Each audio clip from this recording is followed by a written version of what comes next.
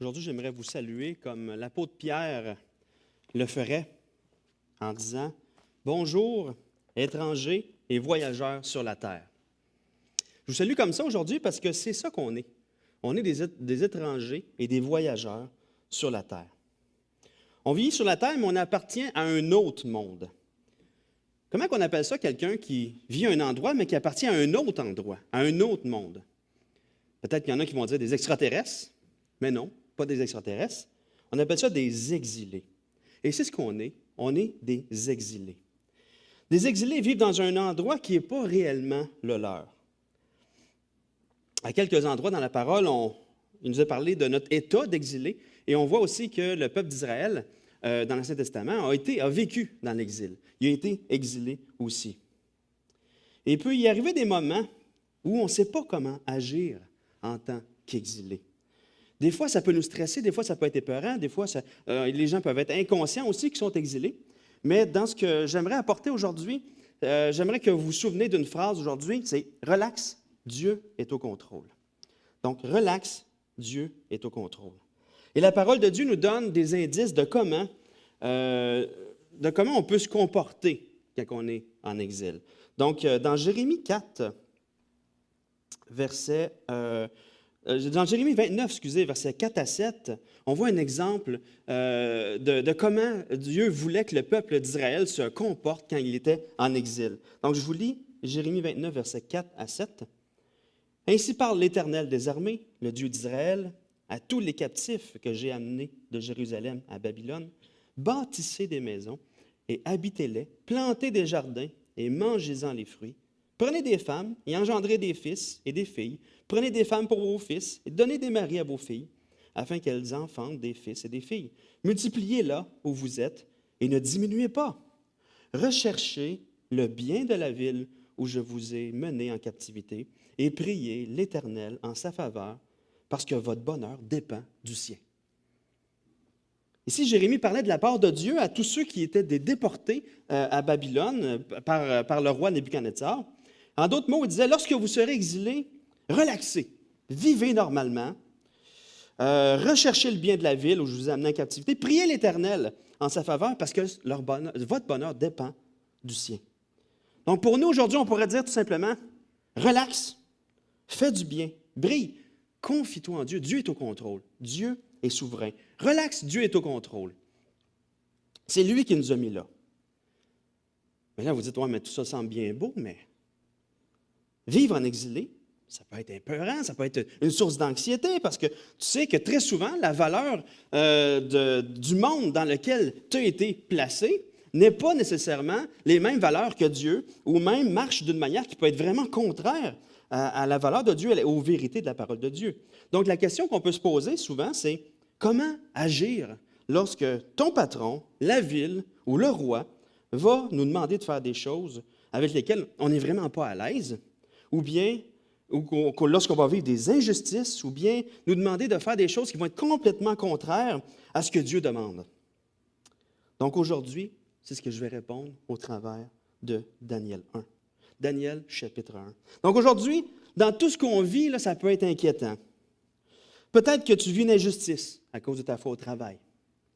Peut-être que tu luttes avec quelque chose qui n'est pas honnête au travail aussi, que tu es presque obligé de faire, ou ton patron te demande de faire quelque chose de malhonnête. Peut-être que tu trouves que les règles du gouvernement en ce moment sont trop strictes par rapport au confinement relié au lieu de culte, et que tu luttes dans ta conscience par rapport à ça. Et la question qui nous vient souvent, c'est « mais jusqu'où on doit se soumettre? » Ou bien, est-ce que présentement, je suis en train de désobéir à Dieu? En ce moment, est-ce que là, le fait qu'on ne se réunit pas, là, moi, je suis en train de désobéir à Dieu, puis là, tu vis dans l'anxiété, puis là, tu as peur dans ta relation avec Dieu, et là, tu te poses plein de questions par rapport à ça. Aujourd'hui, j'aimerais vraiment que tu retiennes cette phrase-là. Relax, Dieu est au contrôle. Relax, Dieu est souverain. Il est avec nous jusqu'à la fin. Aie confiance en lui. Il va nous donner la sagesse de bien agir au bon moment. Puis le prophète Daniel était vraiment dans un temps d'exil et Dieu lui a donné toute la sagesse d'agir de la bonne manière au bon moment. Donc, voyons comment est-ce que Daniel agit, mais voyons plus comment Dieu a agi là-dedans. Donc, on va commencer à lire les 2 premiers versets du chapitre 1 de Daniel. La 3e année du règne de Joachim, roi de Juda, Nebuchadnezzar, roi de Babylone, marcha contre Jérusalem et l'assiégea. Le Seigneur livra entre ses mains Joachim, roi de Juda, et une partie des ustensiles de la maison de Dieu. Nebuchadnezzar emporta les ustensiles au pays de Shinéar, dans la maison de son Dieu. Il les mit dans la maison du trésor de son Dieu. Donc, le livre de Daniel est très utile pour nous aujourd'hui. Daniel se trouve en exil. Et la situation de cet exil est décrite dans les versets qu'on vient juste de lire. Ça se passe un peu avant la grande exil du peuple d'Israël à Babylone. Donc, c'est un moment où les Babyloniens sont en train d'asseoir leur pouvoir, sont en train de prendre le contrôle de la région. Plus tard, ils vont déporter tout le peuple d'Israël à Babylone. Mais déjà, à ce moment-là où se passe le chapitre 1, les Babyloniens semblent être les plus puissants de la région. Donc, au travers du fait que les Babyloniens volent les ustensiles du temple de Dieu et les amènent dans leur temple de leur Dieu, ils veulent faire passer le message suivant aux Israélites.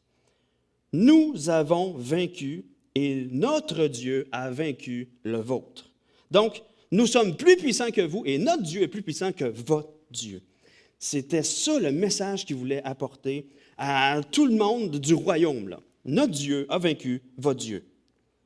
Donc, on est dans un contexte de découragement, on est dans un contexte de désolation, un contexte où il est difficile de voir la souveraineté de Dieu parce que Dieu semble avoir perdu. Dans des moments comme ça, il est vraiment facile de perdre de vue la souveraineté de Dieu. Mais est-ce que Dieu a vraiment perdu?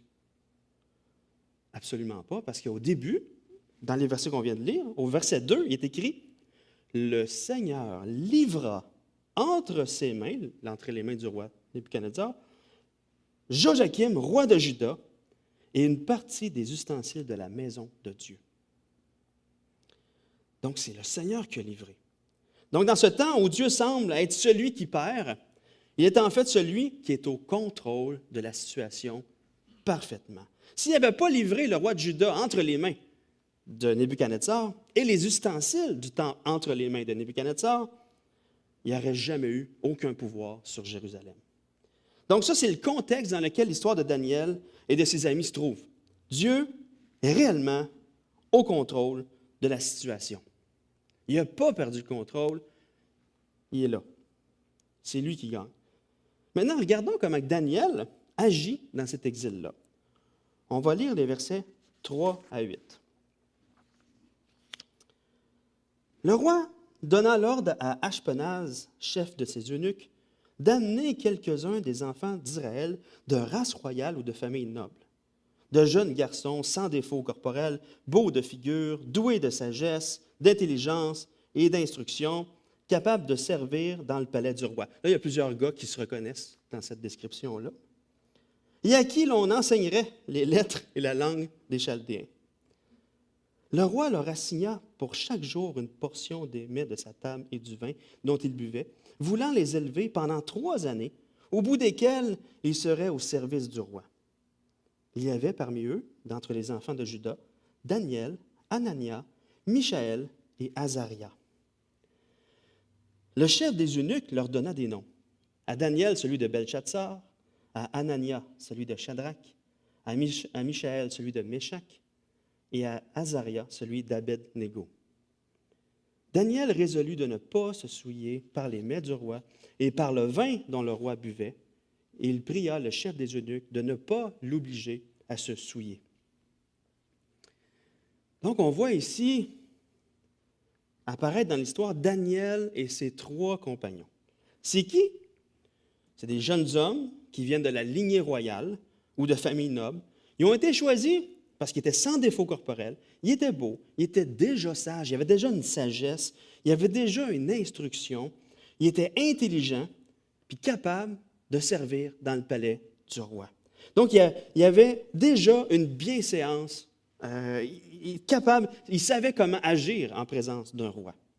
Et lorsqu'il dit qu'ils étaient déjà instruits, avec ce qu'on voit dans la suite des choses dans le livre les concernant, on peut vraiment penser que Daniel et ses 3 amis avaient toute l'instruction concernant le Dieu d'Israël et qu'ils voulaient suivre le Dieu d'Israël. Ils avaient reçu toute l'instruction religieuse des enfants d'Israël, puis ils adhéraient de cœur au principe de la parole de Dieu, ce seul vrai Dieu.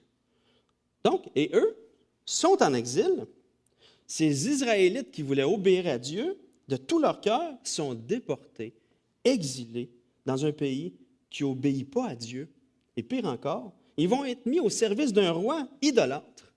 Ils vont servir un roi méchant. Ils vont servir un roi qui se moque de Dieu.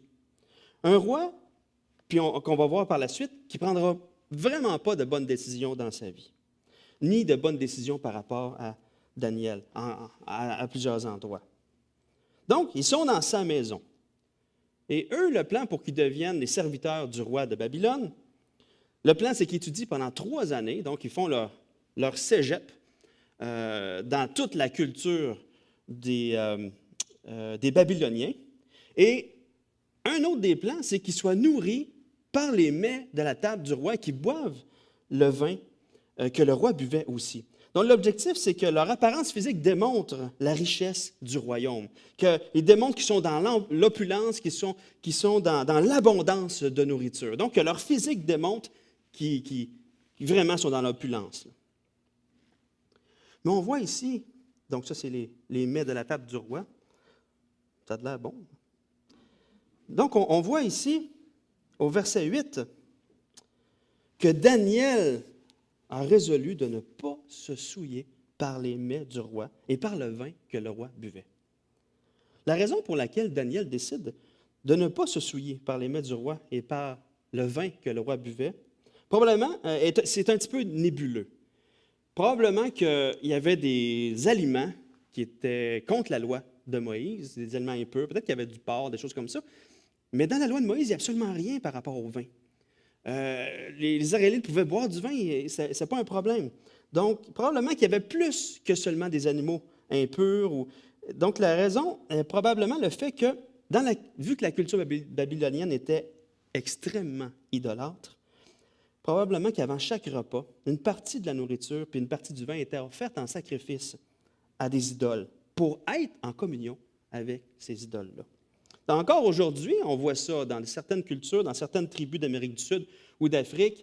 Il y en a qui, j'ai vu ça dans des reportages, quand que tu offres du vin à quelqu'un, quand que tu bois du vin ou de la bière à quelqu'un, il y a certains endroits où, juste avant de prendre une gorgée, ils versent une gorgée par terre pour remercier le Dieu des récoltes ou le Dieu Gaïa ou un autre Dieu, et aussi en même temps pour lui dire, tu bois avec nous, puis on boit à ta santé. Donc, il y a une culture comme ça, d'offrir la première gorgée, de la verser par terre. Donc, c'est très probablement ça qui se passait. Donc, toujours est-il que Daniel refuse de s'alimenter avec la nourriture de la table du roi, et à boire du vin aussi que le roi buvait. La raison, c'est qu'il se rendait impur. Donc, il y a quelque chose là qui l'amenait à pécher contre Dieu s'il le faisait.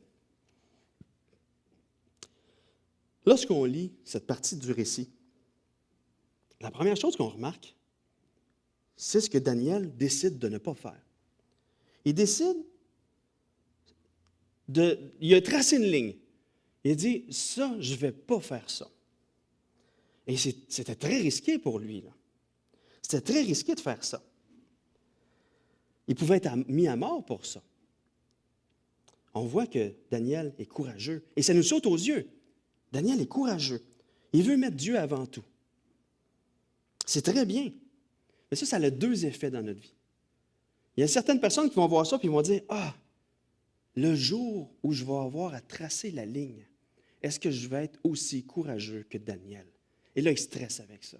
Et là, ils vivent dans l'anxiété. Et là, ils observent tout ce qui se passe, puis ils disent, je dois-tu tracer la ligne là? Et là, je dois-tu être courageux pour le faire? Et là, ils vivent cette pression-là, cette anxiété-là. Ou d'autres mondes se disent, Daniel a tracé la ligne, et moi, dès qu'il y a une affaire qui ne fait pas mon affaire, je trace la ligne tout de suite. Et là, ça peut faire une façon de penser que dès qu'il y a quelque chose qui ne fait pas mon affaire, ou concernant l'autorité, ou une décision que l'autorité prend, bien, on monte aux barricades et on veut faire valoir nos droits. Mais les décisions souvent qu'on prend qui ne sont pas sur le fruit de la foi ou de la sagesse qui vient de Dieu, bien, ça amène à prendre des décisions qui sont vraiment pas sages. La prise de décision par rapport à où mettre la ligne n'est pas si simple que ça à faire. Il y en a qui disent, je vis une injustice, je dois agir tout de suite. Mais dans chacune des choses qu'on vit, il y a vraiment un bon discernement à avoir, une bonne sagesse dans la décision qu'on va prendre et un bon temps pour consulter Dieu aussi sur la manière de prendre la décision. Donc, ça prend un bon discernement puis une sagesse dans le sens que ce n'est pas tout ce qui ne fait pas notre affaire qu'on doit contester. Par exemple, dans tout ce que Daniel et ses amis ont vécu dans cet exil-là, il y a des choses sur lesquelles Daniel et ses amis ont décidé de mettre de côté leurs droits. Il y a 3 choses qu'ils ont vécues, Daniel et ses amis, puis il y a une seule chose où ils ont dit non, ça, on ne le fait pas. Une des choses qu'on voit que Daniel et ses amis ont mis de côté leurs droits, c'est lors de ces 3 années de formation. Daniel et ses amis ils ont dû suivre l'enseignement culturel de Babylone au travers des lettres puis du langage des Chaldéens. Eux qui parlaient l'hébreu ont dû apprendre une langue païenne. Et ils ont dû aussi apprendre toute la culture des Chaldéens, qui était une civilisation qui était infectée partout par la magie et le paganisme. C'était constamment de la magie puis du paganisme. Constamment des sacrifices pour ci, des affaires pour ça. On va consulter les oracles, on va demander à tel Dieu. Il y a tel magicien qui fait telle chose. Ils ont dû étudier tout ça. Et ce qui est spécial, c'est qu'ils se sont soumis à ça. Ils sont soumis au fait d'étudier la culture babylonienne. Ils ont entendu des enseignements qui étaient troublants. Ils ont dû être scandalisés par des abominations que cette culture-là faisait. Mais l'affaire là-dedans, ils sont restés dociles, ils se sont soumis. Ils ont porté cette difficulté sans y adhérer de cœur. Leur cœur est resté attaché à Dieu, puis on le voit tout le long du reste du livre. Mais ça a dû être souffrant pour eux. Beaucoup d'entre nous auraient pu dire, non, on met la ligne là. Mais ce n'est pas au moment où Dieu voulait que la ligne soit mise. On pourrait dire, on ne suivra pas ces enseignements-là. Par exemple, comme nous, nos enfants, ou nous-mêmes à l'école, quand on était plus jeunes, on entendait toutes sortes de choses sur l'évolution, ou encore pire aujourd'hui, dans toutes sortes de domaines, que la parole de Dieu n'approuve pas, ou qui est complètement mensonger par rapport à la parole de Dieu. On pourrait manifester notre désaccord. On sait qu'on est en exil en ce moment, sur une terre qui enseigne toutes sortes de choses qui sont contraires à la parole de Dieu. On choisit d'enseigner nous-mêmes nos enfants par rapport aux vérités de la parole de Dieu pour les amener à filtrer, à adhérer de cœur aux enseignements de la parole de Dieu, à connaître ce qui se dit dans le monde, mais à pouvoir y répondre avec la parole de Dieu, à être ces enfants qui se tiennent debout, qui sont des lumières dans les ténèbres. Donc, à ce moment-là, ils ont mis de côté leurs droits. Ils n'ont pas adhéré de cœur aux mensonges. Mais ça aurait pu être noble, comme ce que Daniel a risqué sa vie pour dire non au mets du roi. Il aurait pu risquer sa vie aussi pour ça aussi. Parce que c'est mensonger. Et même l'Ancien Testament dit que ces choses ne soient même pas mentionnées parmi vous, l'idolâtrie, ces choses-là. Et eux, ils ont dû l'étudier. Une autre chose qui a dû être très souffrant pour eux, c'est qu'ils se sont fait imposer un changement de nom. Le nom des Israélites était quelque chose de vraiment important pour eux. Il y avait toujours une définition, c'était souvent relié à une bénédiction, mais ça rendait gloire à Dieu. Les 4 amis, Daniel puis ces 3 amis avaient tous un nom qui pointait vers Dieu, qui glorifiait Dieu. Par exemple, Daniel, Dieu est mon juge. Anania, Dieu a été miséricordieux. Michaël, celui qui est ce que Dieu est. Hey, c'est gros ça comme nom. Azaria veut dire l'Éternel a secouru. Ils ont pris ces 4 noms-là, les Babyloniens ont donné 4 noms vraiment qui n'honorent pas du tout Dieu. Il y a même Abed-Négo. Abed-Négo qui veut dire serviteur de Négo, le dieu babylonien Négo. Hey, j'ai un nom qui rend gloire à Dieu, puis eux autres, ils me donnent un nom qui rend gloire à leur Dieu. j'aurais pu mettre la ligne là. Mais non, ils ont décidé de subir cet outrage. Ils ont décidé de le subir. Donc, sur les deux aspects que Daniel et ses amis ont acceptés, il aurait eu tous les droits de dire non et de se rebeller. Mais ils ne l'ont pas fait. Pour quelle raison ils ne l'ont pas fait? Peut-être que ça touchait seulement leur personne ou eux-mêmes. Ça ne les amenait pas à pécher contre Dieu. Ou simplement que Dieu leur a donné la sagesse que ce n'était pas là, ce n'était pas le temps, ce n'était pas à ce moment-là qu'il fallait agir. Mais lorsqu'ils ont contesté, Daniel l'a fait avec sagesse. Il a pris le chef des eunuques, il a prié le chef des eunuques de ne pas l'obliger à se souiller avec les mains du roi. Donc, il est resté très poli dans sa demande. Il était resté poli. Il a fait une demande remplie de soumission. Et dans notre vie d'exilé sur la terre, il va y avoir plein de choses qui ne vont pas faire notre affaire ou qui vont nous chambouler en tant qu'enfants de Dieu. Puis dans toutes ces choses, on doit réfléchir avec sagesse. Et surtout pas être impulsif ou agressif, ou bien être poussé à agir par la peur ou l'anxiété, ou un autre motif que la sagesse est la foi en la souveraineté de Dieu. Relax, Dieu est au contrôle. Il va nous donner la sagesse d'agir au bon moment. Il y a des choses qu'on doit passer outre et accepter. Lorsque je travaillais en agriculture, je travaillais sur la recherche en agriculture, lors de mon entrevue d'embauche, une des conditions que moi je m'étais donnée dans mon cœur est que je n'accepterais pas un travail qui me demanderait de travailler le dimanche. Pas que c'est une loi, pas que je ne suis pas en train de dire que ceux qui travaillent le dimanche, c'est pas correct, c'est pas ça. Mais moi, j'avais un désir profond, puis c'était une conviction que j'avais. J'avais vraiment à cœur d'être libre pour m'impliquer dans l'Église. Donc, à l'entrevue, ça allait super bien, l'emploi semblait vraiment correspondre avec tout ce que j'avais étudié, avec tout ce que j'avais vécu, puis avec tous mes talents, elle aurait pu ressortir. Et là, j'ai demandé à mes futurs patrons, est-ce que le dimanche, vous travaillez? C'est rare en agriculture qu'ils ne travaillent pas le dimanche. Et là, eux m'ont répondu, non, le dimanche, on garde ça pour nos familles. Je fais, oh yes, tout correspond à 100% de qu'est-ce que je voulais. Donc, j'ai accepté le travail. Mais la première semaine, je me suis fait demander de travailler le dimanche. Là, je dis, ben voyons, c'est quoi ça? Je disais à mes patrons, ben, vous m'avez pourtant dit que le dimanche, c'était pour les familles. Là, ils m'ont répondu, bien, on est en période de récolte, là. S'il fait beau le dimanche, tu travailles le dimanche. Je fais, OK. Mais là, ce n'était pas ce qui était convenu, là. Je n'ai pas dit à mes patrons, mais je l'ai pensé. Vous m'avez menti. Là, j'ai prié le Seigneur. Je dis, Seigneur, qu'est-ce que je dois faire? Puis la conviction qu'il me donnait, c'était de rester là. Tu restes là. Tu subis cette injustice-là. Tu restes là. C'était sage, à ce moment-là, de subir l'injustice et de rester là, parce que le Seigneur avait son plan. Le Seigneur avait son plan. Et aux récoltes et aux semences, je devais rentrer le dimanche s'il faisait beau. C'était comme ça pendant 4 à 5 mois par année. Donc, j'ai accepté de vivre cette injustice-là. Mais là, de plus en plus, je m'impliquais dans l'Église. Là, je m'occupais de la jeunesse. Puis la jeunesse, ça croissait, puis tout ça. Puis là je disais, hey, je vais. Là, je commençais à enseigner pour les jeunes le dimanche matin. Je devais être libre le dimanche matin, mais il n'y avait pas Zoom à l'époque, ça n'existait pas. Donc, j'ai vécu cette injustice-là pendant 3 ans. 3 ans. Jusqu'à ce que le Seigneur me montre le moment où je devais tracer la ligne avec mes patrons. Mais je devais le faire avec sagesse. Je devais être courageux parce que j'allais risquer mon emploi. Donc, c'était exactement la même situation que Daniel, c'est juste que moi, j'allais rester en vie. Donc, je devais avancer par la foi.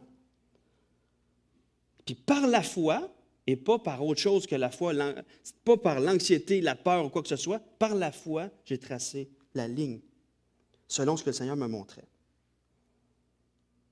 Donc, j'ai fait comme Daniel, je suis allé voir mes patrons, je leur ai expliqué la situation, puis eux, ils m'ont répondu, « Si ton Dieu est plus important que ton travail, tu vas en vivre les conséquences. » Ben, je leur ai dit, « OK, je suis prêt à vivre les conséquences. » Eux étaient choqués, mais moi, je restais calme, relax. C'est à suivre. Donc, voyons ce qui s'est passé par la suite avec Daniel. Daniel et ses amis qui, après avoir vécu des choses difficiles, par la foi, ils ont décidé de tracer la ligne là où sinon, là, ça ne fallait pas dépasser cette ligne-là. Donc, lisons les versets 9 à 16. Dieu fit trouver à Daniel faveur et grâce devant le chef des eunuques. Le chef des eunuques dit à Daniel, « Je crains mon Seigneur le roi qui a fixé ce que vous devez manger et boire, car pourquoi verrait-il votre visage plus abattu que celui des jeunes gens de votre âge? Vous exposeriez ma tête auprès du roi. » Alors Daniel dit à l'intendant, à qui le chef des eunuques avait remis la surveillance de Daniel, Anania, de Michaël et d'Azaria. Daniel restait bien relax. « Éprouve tes serviteurs pendant 10 jours, et qu'on nous donne des légumes à manger et de l'eau à boire. Tu regarderas ensuite notre visage et celui des jeunes gens qui mangent les mets du roi, et tu agiras avec tes serviteurs d'après ce que tu auras vu. » Et il leur accorda ce qu'ils demandaient, et les éprouva pendant 10 jours. Au bout de 10 jours, ils avaient meilleur visage et plus d'embonpoint que tous les jeunes gens qui mangeaient les mets du roi. L'intendant emportait les mets et le vin qui leur était destiné, et il leur donnait des légumes. Comme qui dirait, tu boiras de l'eau puis tu mangeras des légumes. Daniel et ses amis ont agi par la foi et Dieu a répondu. C'était le moment où Dieu avait décidé d'agir envers eux. S'il avait agi avant, poussé par quoi que ce soit d'autre, par un sentiment d'injustice, par une anxiété, par peu importe quoi, il aurait manqué de sagesse. Ça n'aurait pas été le temps de Dieu. Il s'attendait à Dieu. Il est écrit que Dieu fit trouver à Daniel faveur et grâce devant le chef des eunuques. Dieu a agi. Dieu avait son plan. Dieu allait travailler. C'est Dieu qui a incliné son cœur. Donc, on voit tout le long que Dieu est au contrôle. Puis on voit tout le long l'attitude de Daniel qui n'a pas été une attitude de rébellion ou d'agressivité. Il y a eu une attitude de soumission. Dieu a incliné le cœur du chef des eunuques, malgré la peur que lui-même avait de perdre la tête. Daniel a dit, on va faire un test. Puis Dieu a remporté le test. Il a fait engraisser Daniel et ses amis seulement avec des légumes et de l'eau. Manger des légumes puis boire de l'eau, ça fait maigrir. C'est Dieu qui a agi. Ils ont relaxé. Ils ont agi par la foi. Dieu est souverain. C'est lui qui agit. Dieu est souverain même si à première vue, il semble avoir perdu. Et ici, je reviens à mon histoire de travail en agriculture, là où j'aurais pu perdre mon emploi. Par la conviction que le Seigneur me donnait, je devais tracer la ligne. C'était clair, je devais le faire. Les patrons n'étaient pas très contents parce que sur cette batteuse-là, que vous voyez, c'était exactement une batteuse de recherche, c'est comme ça, on bat des petites parcelles. Celui qui conduisait la batteuse, c'était moi. Fait que si moi, je ne conduisais pas la batteuse, personne ne pouvait entrer. Donc, ça avait un gros impact sur la compagnie, finalement. Puis ça se passait au début de l'automne, donc au début des récoltes. Donc, après avoir parlé à mes patrons, qui me dit que j'en subirais les conséquences, que j'étais prêt à les subir, j'ai vu Dieu agir d'une manière incroyable. Toute la semaine, il faisait beau sur la terre de mes patrons. Puis le dimanche, il pleuvait. Parfois, en semaine, il pleuvait chez le voisin. Puis, au chemin qui sépare la terre du voisin puis la terre de mes patrons, c'est là que ça coupait la pluie. Nous, il faisait beau toute la semaine. C'était incroyable. C'était coupé au couteau. Cet automne-là, il n'y a personne qui a pu entrer le dimanche. Puis on a terminé les récoltes avant toutes les autres années. À la dernière journée des récoltes, je suis allé voir mes patrons. Je leur ai demandé, puis finalement, c'est quoi les conséquences? Ils m'ont répondu que les conséquences, c'était qu'à partir de maintenant, eux non plus n'allaient plus rentrer le dimanche. Là, je me suis dit, ça va peut-être durer juste une saison. Au printemps, lors des semences, lorsque les grands patrons de la compagnie ont demandé à mes patrons pourquoi tout le département de recherche ne rentrait pas le dimanche, mes patrons ont dit aux grands patrons, on a notre Seigneur, nous aussi. Hein? Dieu s'était manifesté. Dieu s'était manifesté au travers de ça. C'était le moment où Dieu avait décidé. C'était ça. j'ai avancé avec foi, Dieu a répondu. J'ai enduré une injustice jusqu'à ce que ça soit le temps de Dieu pour agir. Mais je ne savais pas encore que le plan de Dieu, c'était autre chose aussi. Ce n'était pas juste que mes patrons voient qu'il existe un Dieu. Mais plus tard, parmi mes collègues de travail, il y en a une qui a donné sa vie à Jésus. Et aujourd'hui, elle s'appelle Linda. Aujourd'hui, elle est au ciel avec Jésus parce que 2 ans après, elle est décédée d'un cancer. Fait que Dieu avait son plan. Des fois, on est poussé par la peur, des fois, on est poussé par l'anxiété pour agir. Mais c'est-tu le temps de Dieu? Il faut vraiment être sage. Dieu a son plan. Il ne faut pas mettre des bâtons dans les roues du plan du Seigneur. Voyons la suite du récit, versets 17 à 21. Dieu accorda à ces 4 jeunes gens de la science, de l'intelligence, dans toutes les lettres et de la sagesse. Et Daniel expliquait toutes les visions et tous les songes au terme fixé par le roi pour qu'on les lui amena. Le chef des eunuques les présenta à Nebuchadnezzar.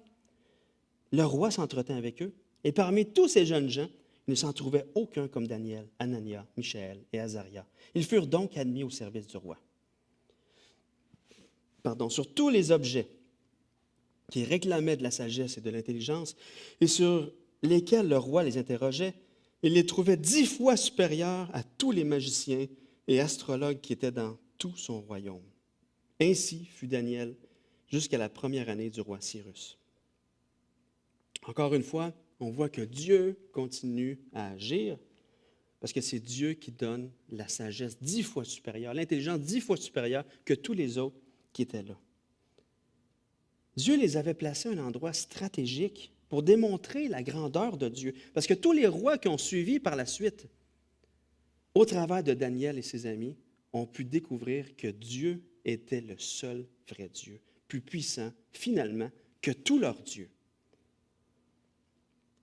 Quand les 3 amis de Daniel, puis ça n'avait pas été facile, là. Ils ont subi la fournaise. Daniel a été jeté dans la fosse aux lions. Donc, ça n'a pas été sans difficulté. Ils ont avancé par la foi. Et Dieu a démontré au travers de la fournaise au roi Nebuchadnezzar que non, Dieu est plus puissant. Il vous a libéré du feu. Vous ne sentez même pas la boucane en plus. C'était ça.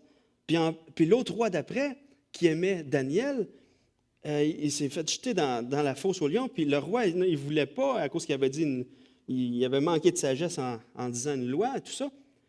Mais il a vu au travers que Dieu avait protégé Daniel des lions, que Dieu était plus puissant. Donc, c'est comme ça. Ils ont vraiment agi avec sagesse. Ils savent sagement tracer la ligne devant le roi. Donc, dans tout ce qu'on vit présentement, il y a peut-être des choses avec lesquelles tu luttes ou que tu vis une anxiété, une peur de ne pas être en train de faire la bonne chose, ou tu vis l'anxiété au fait que lorsque Dieu va nous montrer la ligne à tracer, que tu dis « Ah, je vais-tu avoir le courage de me tenir droit comme Daniel? » En ce moment, relax. Dieu est souverain, Dieu est au contrôle. En fixant les regards sur lui, il va nous donner la sagesse de bien agir de la bonne manière au bon moment.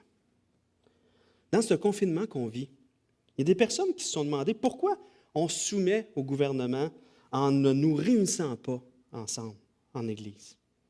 Il y a même des gens qui m'ont dit « Hey, vous êtes tombé un peu heureux. Vous avez peur de vivre votre foi. » Bien, si on ne se serait pas soumis aux prescriptions du gouvernement, ça aurait été un manque flagrant de sagesse. On n'aurait pas vécu de représailles à cause de notre foi, mais on aurait vécu des représailles à cause d'une désobéissance civile. Puis aussi, ce qui se passe en ce moment, c'est que Dieu a placé Louis Bourque. Il a trouvé grâce auprès du premier ministre. Louis Bourque, c'est notre directeur de l'association. Il a trouvé grâce auprès du premier ministre et du docteur Arruda, c'est Dieu qui a fait ça. Il travaille fort de manière sage avec le gouvernement et Dieu lui donne un bon accès. Et le premier ministre et le docteur Arruda remercient les églises de leur collaboration dans ce temps de pandémie. Il ne nous empêche pas de vivre notre foi.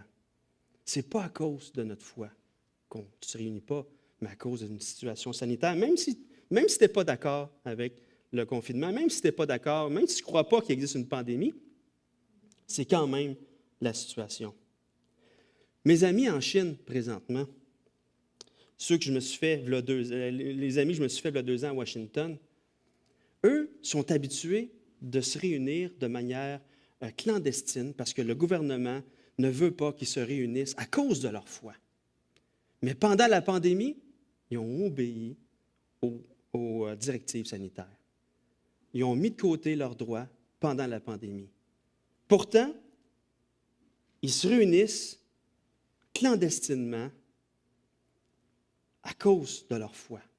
Mais ils ont mis de côté leurs droits, leur désir de se réunir ensemble physiquement à cause de la pandémie. Ils ont agi avec sagesse. Ils ne voulaient pas se faire arrêter pour quelque chose qui est secondaire. Si on avait désobéi de manière volontaire en Église, Louis Bourque aurait perdu toute crédibilité. Il n'aurait plus accès à cette place stratégique à laquelle Dieu le place. Puis ça fonctionne. La semaine prochaine, on va pouvoir être 100 personnes dans le bâtiment. Hey, on va se réjouir de ça. Réjouissons-nous de ce qui avance. On est privilégié à côté des salons funéraires qui peuvent être seulement 25, même à partir de demain. Ils ne peuvent pas être plus que 25. Au début de la pandémie, c'était l'inverse. Les salons funéraires pouvaient être plusieurs et pas nous. Et là, c'est Dieu agit. Mais il va y arriver un temps où on va devoir tracer la ligne. Ça va arriver ce jour-là. Mais ça va être à cause de notre foi. Et on va devoir le faire avec toute la sagesse de Dieu.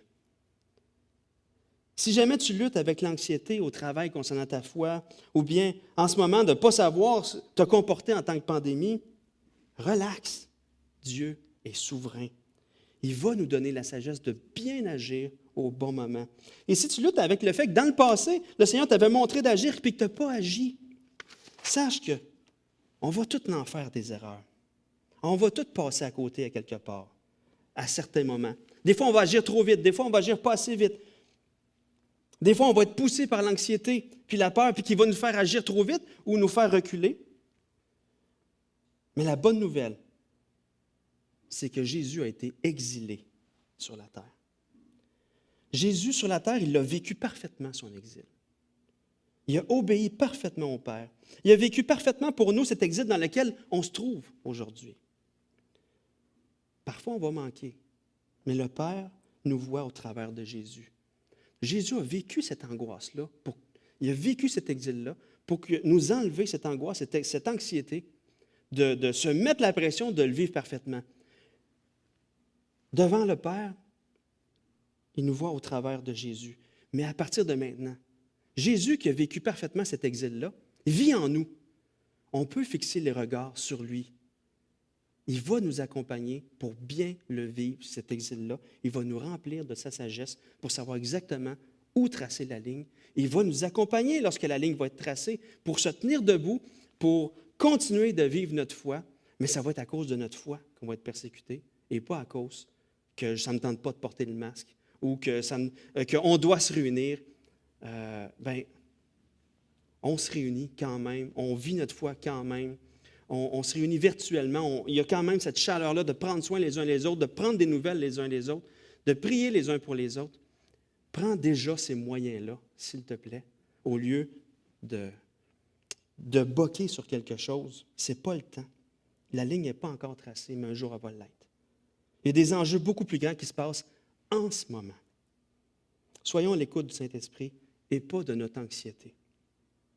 Qu'on puisse briller de la bonne manière, au bon moment, en toute sagesse, pour la gloire de Dieu, poussé par la foi et non par la peur ou l'anxiété. Et si tu n'es pas encore chrétien aujourd'hui, que tu écoutes ce message-là, tu te dis, voyons, c'est bien sauté ça. C'est quoi cette histoire-là? Bien, sache que qu'est-ce qui se passe sur la terre en ce moment, là? Bien, ça ne va pas vraiment s'améliorer de manière générale. Des pestes, on va en vivre d'autres. Des virus, il va en avoir d'autres. Des guerres, il va en avoir. Parce que le monde dans lequel on se trouve est brisé par le péché. Mais un jour, Jésus va revenir pour tout rétablir, ce qui a été brisé par le péché. Et si jamais ce jour-là t'a fait peur, sache que Jésus a donné sa vie pour que lorsque tu mourras, ou bien lorsqu'il va revenir, tu sois toujours avec lui pour l'éternité, dans son paradis. Tu peux mettre ta foi aujourd'hui dans le fait que son sacrifice sur la croix a le pouvoir de t'accorder le pardon, comme Normand l'a dit tout à l'heure. Le sang de Jésus-Christ est pleinement suffisant pour laver tes péchés et te rendre acceptable devant Dieu pour que lorsqu'il va revenir, il va juste te prendre avec lui dans son paradis. Enlevons-nous cette anxiété-là, marchons par la foi en celui qui nous accompagne à tous les jours et qui a vécu parfaitement cet exil-là pour nous. Prions pour nos autorités aussi, parce que notre bonheur dépend souvent de leurs décisions. Que le Seigneur touche leur cœur, que le Seigneur nous amène d'être remplis de sagesse et de marcher avec foi et non par la peur. Prions. Seigneur Jésus, merci. Merci pour cet exemple que tu nous donnes au travers de Daniel. Seigneur, rends-nous remplis d'assurance, remplis de foi en ta souveraineté. Tu es au contrôle, Seigneur. Donne-nous de relaxer en toi, de te laisser agir, de ne pas prendre les rênes. Mais Seigneur, le jour où tu vas nous amener à tracer la ligne, qu'on puisse le faire en toute sagesse par la foi en toi, Seigneur. On sait que tu es tout-puissant, tu as ton plan. Seigneur, on te laisse diriger. Amen.